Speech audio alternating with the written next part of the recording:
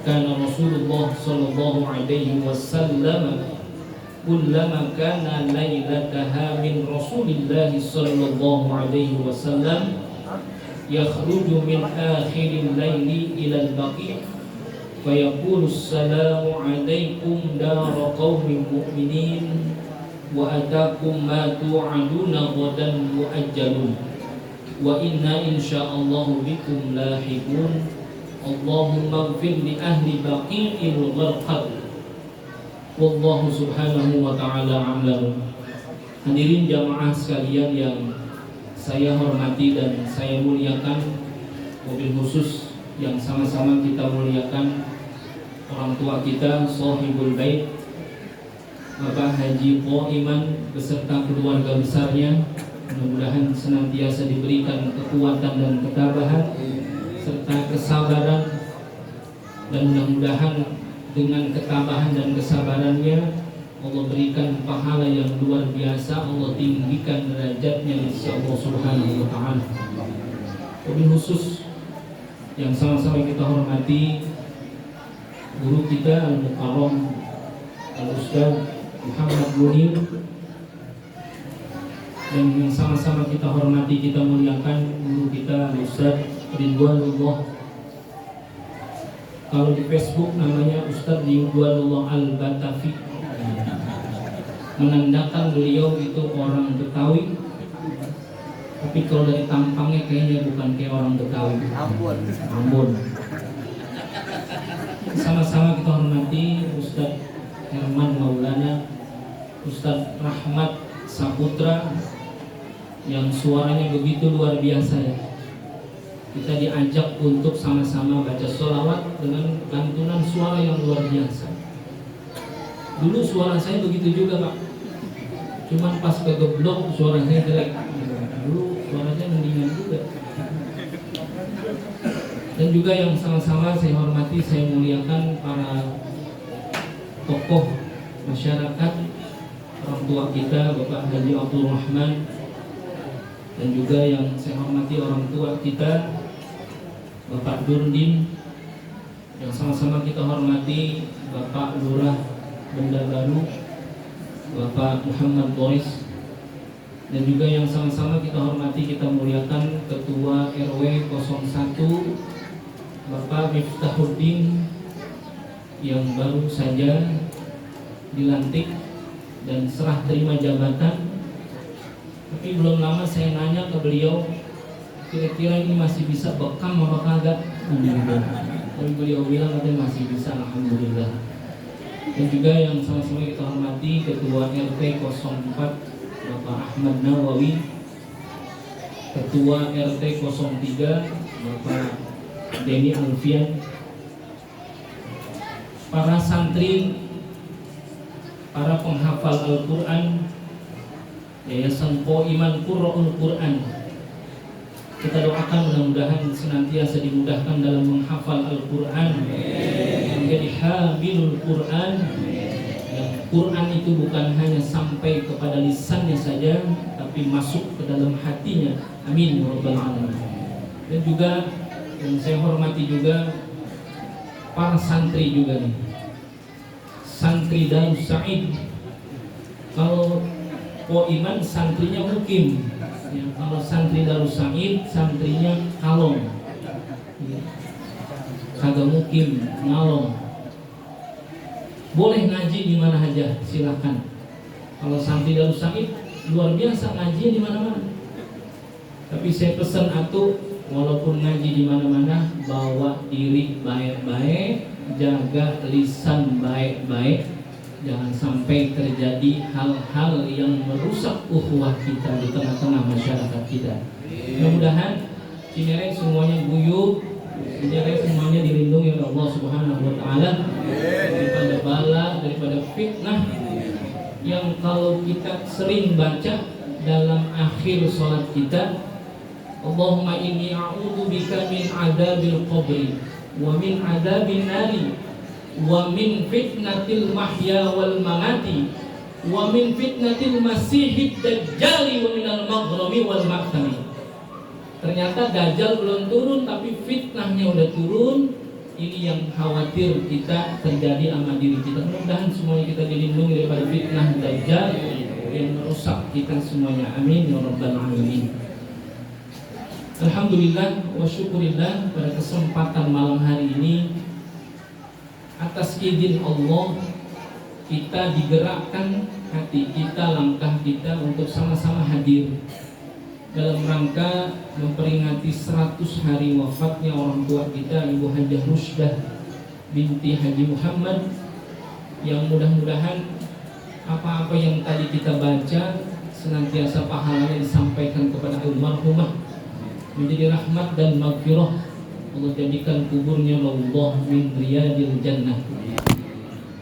Salawat teriring salam selalu tercurah limpahkan kepada baginda Nabi besar kita Muhammad sallallahu alaihi wasallam, pada para keluarga dan sahabatnya. Mudah-mudahan kita senantiasa istiqomah menjalankan syariatnya sehingga kelak nanti di yaumil qiyamah mendapatkan syafaatnya. Amin ya rabbal alamin. Hadirin jamaah sekalian, para guru, para ustaz, mohon maaf pada rutinnya setiap malam Jumat memang kita baca ini kitab ya di Yayasan Darus Sa'id, Mukhtarul Ahadits An-Nabawiyah. Karena berkenaan kemarin Haji Koiman minta kita untuk hadir sama-sama beserta seluruh santri Darus Sa'id, sama-sama berdoa kepada Allah Subhanahu wa taala dalam rangka 100 hari orang tua kita. Saya minta izin biar kagak putus ini kitab malam ini terus kita baca walaupun sedikit gitu. Tadi disuruhnya tausiah atau mau'izah hasanah, tapi saya melanjutin aja dari bacaan kita. Di sini disebutkan Bismillahirrahmanirrahim, Ad-darsus sabi'u wal 'ishrun fi istihbabi ziyaratil kubur. Ini biar nyambung ya. Pelajaran yang ke-27, istihbabi ziyaratil kubur, dalam rangka kesunahan ya. Istihbab kan nanti kalau bahasa urutannya sunnah, mandub, mustahab gitu. Kalau menyebut kata-kata itu tiga-tiganya sama tuh, punya makna yang sama. Kalau dalam bahasa Arab disebutnya maknanya mutaradif. Kalau bahasa kita bilang sinonim. Bukan sama katanya tapi persamaan makna katanya. Tapi nanti ulama berpendapat antara sunnah, mandub sama mustahab punya derajat yang berbeda. Kalau disebutnya pakai kata-kata sunnah berarti sunnahnya paling utama. Kalau disebut mandub pertengahan. Kalau mustahab sunnah juga. Tapi ada ulama menyebutkan mustahab itu berkenaan dengan sunnah yang dianjurkan saja, tidak sampai mendekati wajib. Nah ini dalam bab ziarah kubur, ini kan masih banyak yang mempermasalahkan ya tentang ziarah kubur. Saya rasa perdebatan ziarah kubur nggak usah kita lanjutkan. Kalau kita lanjutkan yang kita dapat timbang ributnya doang. Padahal ya hadis-hadisnya atau kaul-kaul ulama yang menganjurkan tentang ziarah kubur pun sudah sangat banyak sekali. Nah ini ketika bicara tentang ziaratul kubur, Syekh Ahmad Al-Hashimi menyebutkan dalam karyanya ini Mukhtarul Ahadits An-Nabawiyah, menyebutkan dalam bab yang ke-27 ini dengan kalimat fistihbabi ziyaratil kubur. Jadi anjuran ya, anjuran untuk berziarah kubur dan pahalanya nanti dapat pahala sunnah. Tapi nanti kalau kita ziarah kubur yang kita baca Al-Quran, yang kita baca dzikir, ya pahalanya lebih luar biasa lagi. Anjurannya ziarah kubur itu nanti dalam hadits ini disebutkan dalam riwayat Imam Muslim.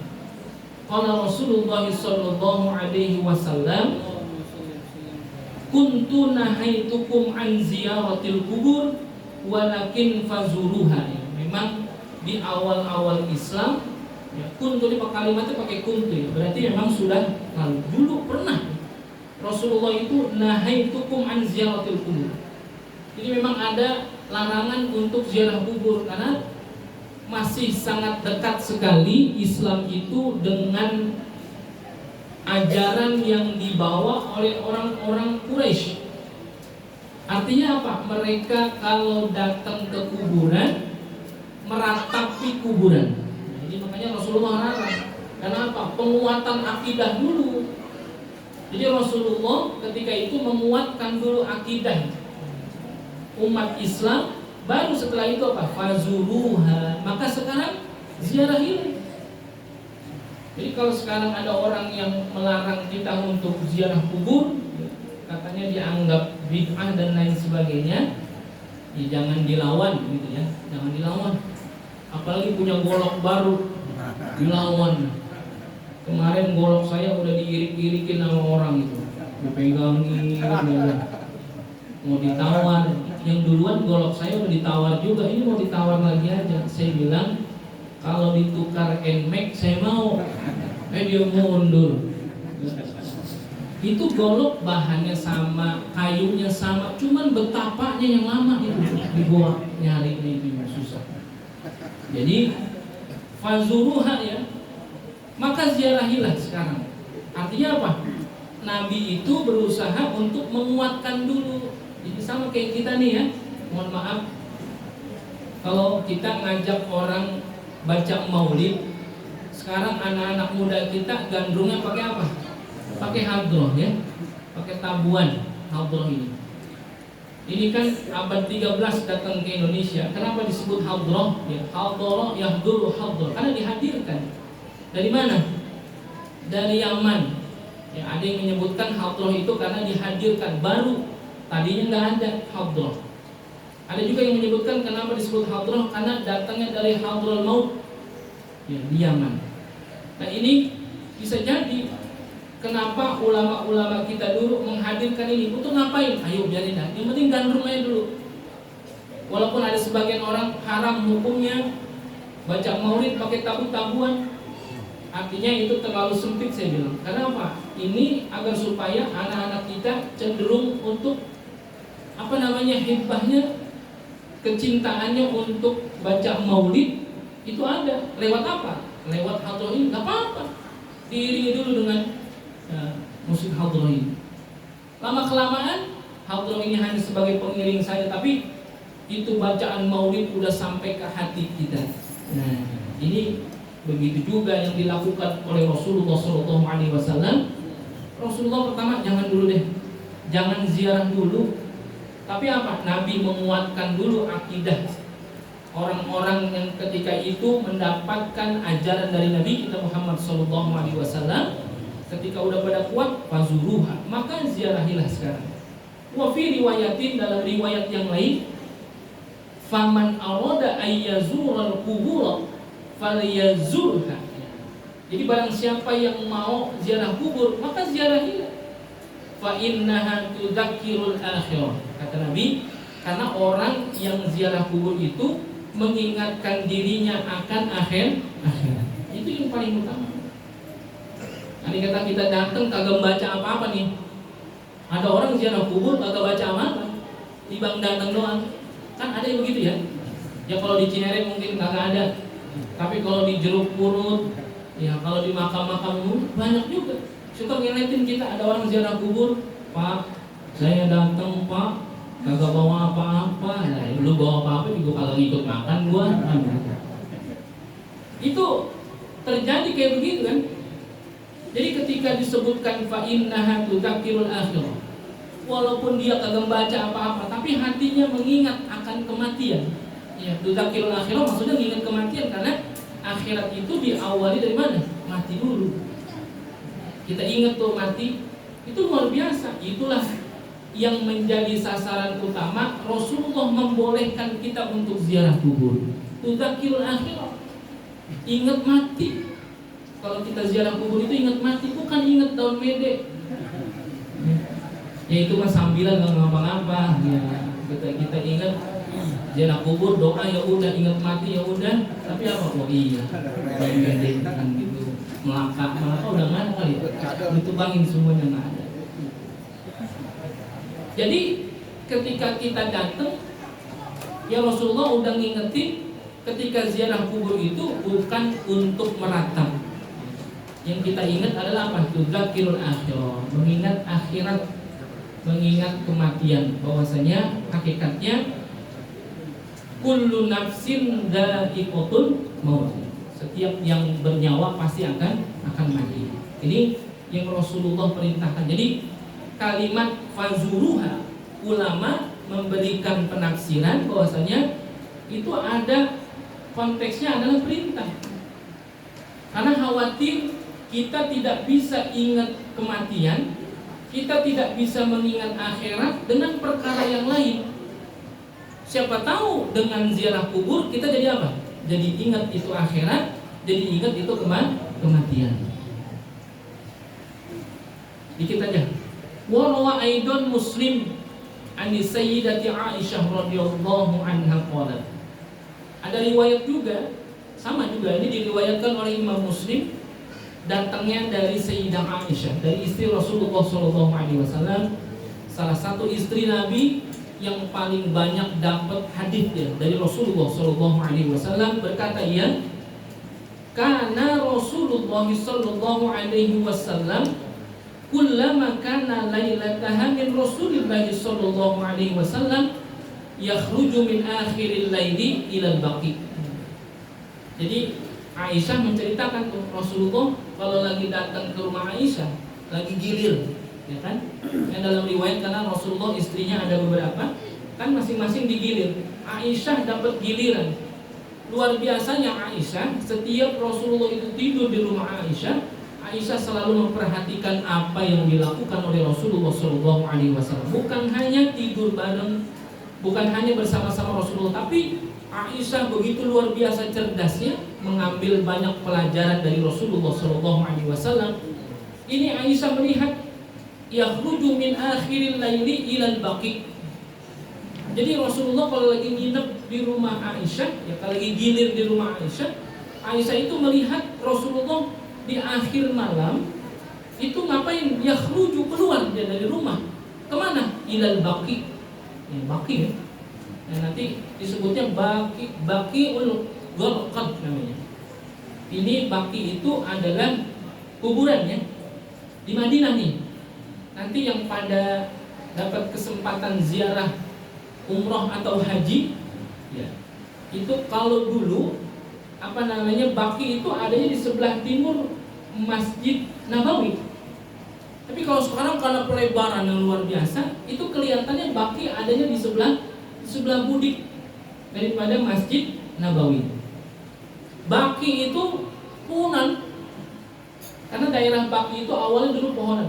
Gharqad artinya pohon yang berduri. Jadi baqi itu dulunya apa? Pohonan tuh. Pohonannya pada berduri. Sahabat yang pertama dikubur di baqi itu adalah Utsman bin Makhzum. Lalu yang kedua dikubur di situ adalah anak Nabi kita Muhammad SAW. Siapa? Ibrahim. Ya, anak Nabi Qasim, Abdullah, Ibrahim. Anak laki itu ada 3. Makanya Rasulullah anak pertamanya itu Qasim. Makanya Nabi disebut sebagai Abul Qasim. Anak Nabi Ibrahim dikuburkan di baqi. Itu yang mula-mula dikuburin adalah Utsman bin Makhzum, sahabat Nabi. Lalu Ibrahim. Mungkin kita tanya ada orang-orang tua kita waktu di kuburan, saya nanya sama Bapak Haji Doman, Baji, ini orang pertama yang dikuburin di Koper siapa? Tahu dah kamu. Gua nanya orang yang paling tua aja gua kagak tahu siapa yang paling dulu dikuburin di sini. Itu kan pasti ada sejarahnya ya. Itu makanya kubur baqi itu yang pertama adalah Utsman bin Makhzum. Baru setelah itu sahabat-sahabat yang lain, bahkan sampai 1000 lebih para syuhada itu dikuburkan di baqi. Ya, baqi. Nah, itu baqi itu sering disebut sebagai apa? Jannatul Baqi. Ya, surga. Ya, karena apa? Yang dikubur di situ banyak syuhada. Gitu. Para pejuang Islam banyak dikuburkan itu di sana di baqi. Nah, ini Rasulullah kalau di akhir malam keluar tuh ke baqi. Jadi kalau ada yang menyatakan bahwasanya ziarah kubur itu tidak dianjurkan oleh Rasulullah tidak menganjurkan secara lisan, tapi Rasulullah ngapain? Nyontoin. Setiap akhir malam Rasulullah kemana? Ke batu. Ngapain? Rasulullah fayaqulu, Rasulullah menyebutkan Assalamualaikum daru qaumin mu'minin. Ini kan jadi doa kita ya. Kalau masuk kemana? Ke kuburan. Assalamualaikum daru qaumin mu'minin wa atakum ma tu'aduna ghadan mu'ajjalun. Ya. Mereka yang udah pada duluan udah dijanjiin sama Allah. Yang masuk ke kubur udah dijanjiin sama Allah. Apa yang dijanjiin? Ya kalau dia baik ya dijanjiin sama Allah kenikmatan kubur. Kalau dia nggak baik, dijanjikan juga sama Allah akan siksa kubur. Ini yang dilakukan oleh Rasulullah. Makanya kita baca tuh Assalamualaikum daru qaumin mu'minin. Inna insyaallahu bikum lahiqun. Dan sesungguhnya insyaallah kami pun akan mengikut kalian. Ini Rasulullah masuk ke kuburan baca tuh doa. Mengucapkan salam kepada para ahli kubur. Makanya kalau di dalam Tanqihul Qaul Syekh Nawawi Al-Bantani itu menyebutkan ada pemakruhan kita, Pak. Kalau kita liwat kuburan, kalau bisa ucapkan ini, walaupun kita tidak berkunjung kuburan tapi tiba liwat doang, ucapin ini. Makruh hukumnya kalau kita liwat kuburan, pas kita liwat kita ngobrol, nih, kan engkong gua dikuburin di sini. Makruh. Nggak boleh begitu. Nih, engkong gua kan dikuburin di sini. Engkong gua dulu jawara nih dikuburin di sini. Makruh begitu. Jadi kalau kita lewat kuburan itu, ucapin salam. Atau lebih bagus lagi, Al-Fatihah, baca Fatihah. Kan sering kita begitu ya. Kalau ada kuburan kita lewat diapain? Kalau dulu masih kecil, kalau ada kuburan yang ditunjuk, ntar cantengan. Nggak boleh nunjuk kuburan, kalau habis nunjuk diapain? Diapain? Masukin ke mulut ini. Nah itu sebetulnya memang ada kesunahan dari Nabi kita Muhammad SAW. Kalau datang ke kuburan itu ngapain? Ucapin salam. Dan Rasulullah berdoa, Allahumma gfir li ahli baqil gharqad. Ya Allah ampunilah para ahli kuburan baqi gharqad. Gharqad itu artinya berduri, pohon berduri. Dulu kan pohon berduri sebelum ada kuburan. Itu dijadiin kuburan. Rasulullah datang ke situ mengucapin salam lalu berdoa kepada Allah, meminta ampun kepada orang yang sudah meninggal dunia. Jadi doa kita sama almarhumah nyampe gak? Nyampe. Ini buktinya. Banyak hadits-hadits yang lain. Rasulullah doanya Allahumma gfir. Ngapain mintain ampun kepada orang yang dikuburkan di baqi. Lebih dulu dikuburkan. Rasulullah minta doa kepada Allah Subhanahu wa taala agar mereka diampuni dosa. Nah, kita pun memang dianjurkan ketika ziarah kubur selain daripada mengingat kematian, dianjurkan untuk berdoa, Pak. Nah, ini mohon maaf kadang-kadang masih ada yang keliru juga, bukan salah ya, kurang benar. Jadi kita kalau ziarah kubur ngucapin salam, kalau ngucapin salam juga secara khusus boleh tuh kepada ahli kubur orang tua kita. Assalamualaikum ya abi misalkan, ya bapak saya kan. Assalamualaikum ya zaujati. Selamat atasmu wahai istriku misalkan. Ya bapak jiko iman ziarah kubur, Assalamualaikum ya zaujati, antum lana salam wa nahnu lakum khalaq wa inna insyaallahu bikum lahiqun. Udah habis ucapin salam, ketika mau doa, doanya ngadep kiblat. Gitu ya. Kan ada orang ziarah kubur ini datang, baca Yasin madep ngetan. Ya bukan kagak boleh, boleh aja, tapi yang paling afdol baca Yasinnya madep mulon. Doanya cuma ngadep mulon. Waktu ngucapin salam ngadep ngetan. Gitu ya. Datang masuk kubur, Assalamualaikum ya abi. Sehat, Mbak? Lah, orang mati. Saya sehat. Assalamualaikum. Waktu ngadep sono ngadep ngetan. Ntar giliran kita mau doa, ya kita pindah ke sebelah, beletan ngadep ke arah mulon. Gitu doanya itu ada. Ya kan baca Quran yang paling bagus madep mana? Madep ngetan. Doa yang paling bagus madep mulon. Yang madep kiblat, yang paling bagus madep kiblat. Andai kata tidak memungkinkan, ya boleh madep mana aja. Tapi yang paling bagus adalah ngadep ke arah kiblat tuh. Karena saya suka melihat juga kalau lagi ziarah kubur, saya ngadep kiblat, dia madep saya sambil melihat-lihatan jadinya. Hadapin ke arah kiblat. Ketika doanya Ketika ngucapin salamnya boleh ngadep ke arah kiblat, ke arah Bletan, ya menghadap ke timur. Adapun doanya menghadap ke arah kiblat. Ini ternyata masih banyak lagi hadis-hadis yang lain yang ternyata memang dianjurkan kita untuk ziarah kubur dalam rangka mengingat kematian, melembutkan hati kita. Ziarah kubur salah satunya melembutkan hati kita. Kita ingat sama yang mati lalu kita berdoa, doa yang kita sampaikan mudah-mudahan sampai kepada almarhum dan almarhumah, dan kita pun dapat pahala, dapat keberkahan dari Allah Subhanahu wa taala. Mudah-mudahan di peringatan 100 hari wafatnya orang tua kita Ibu Hajah Rusdah binti Haji Muhammad, mudah-mudahan ini menjadi pengingat kita bahwasanya kullu nafsin dha'iqatul maut, kita pun akan mengalami yang namanya kematian. Bicara ditinggal sama orang yang disayang, wajar kalau kita sedih, wajar banget kalau kita sedih. Akan tapi kesedihan itu nggak boleh berlarut-larut. Kita yakin hakikatnya Allah punya rahasia yang luar biasa untuk kita, bahwasanya Allah sedang begitu luar biasanya sayang kepada kita. Mudah-mudahan apa-apa yang kita niatkan, apa-apa yang kita baca, hadirnya kita pada kesempatan malam hari ini senantiasa mendapatkan banyak keberkahan dari Allah Subhanahu wa taala.